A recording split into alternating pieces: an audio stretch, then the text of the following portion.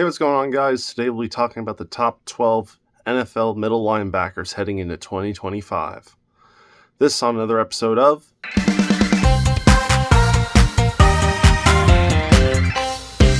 So number 12, we have Jeremiah Owusu-Koramoah. Now, Koramoah had a okay season for the Browns in 2024. He got hurt, which took him out for half the year, and that, of course, will always do in a player's season, especially in terms of stats. But when he was healthy, he put up enough stats that he was comparable to a lot of the other people on this list, despite only playing for a certain portion of the time. And I think that's a great thing when looking at his production heading into 2025.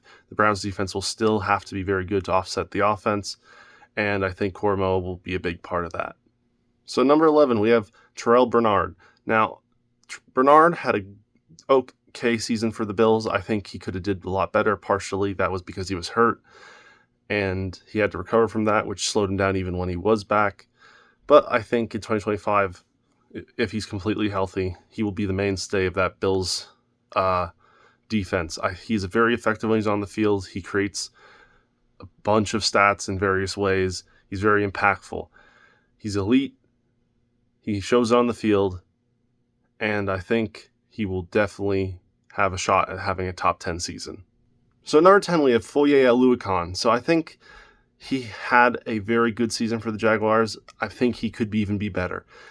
I didn't believe when my friend Chad told me that he was going to be one of the most impactful pieces of the Jaguars defense in 2024. I didn't believe him.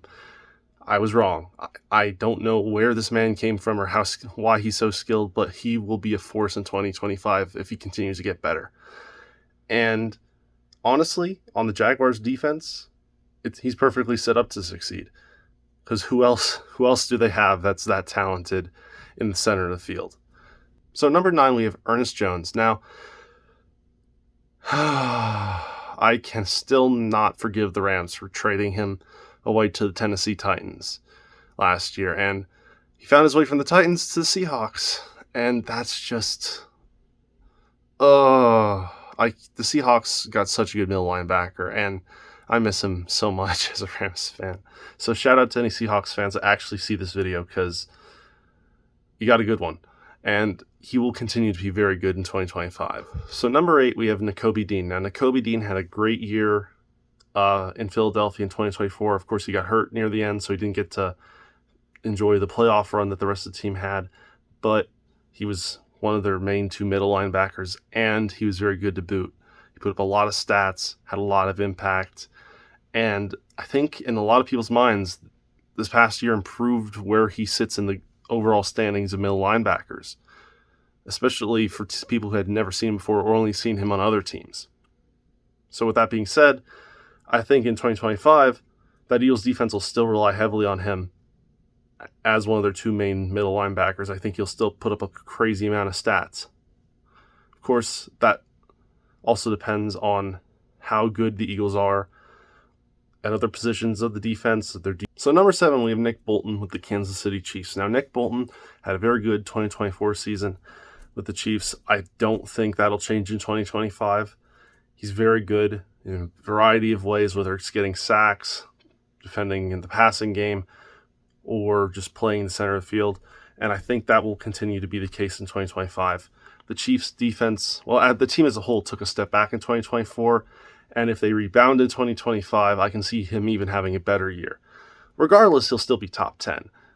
So number 6, we have Bobby Wagner. Now, Bobby Wagner, wow, he has revived his career once again on the Washington Commanders. Now, do I think that'll last forever?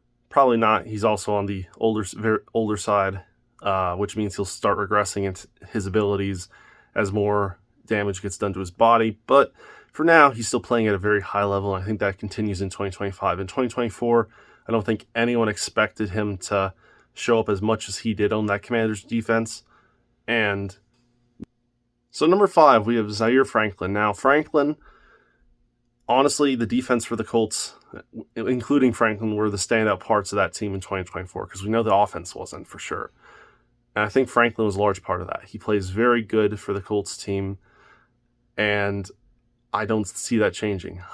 I think that also means that the Colts defense will see a lot more time on the field than a regular team would, because they're going to constantly have to deal with the fact that their team's offense is not very consistent, unless the offense fixes itself.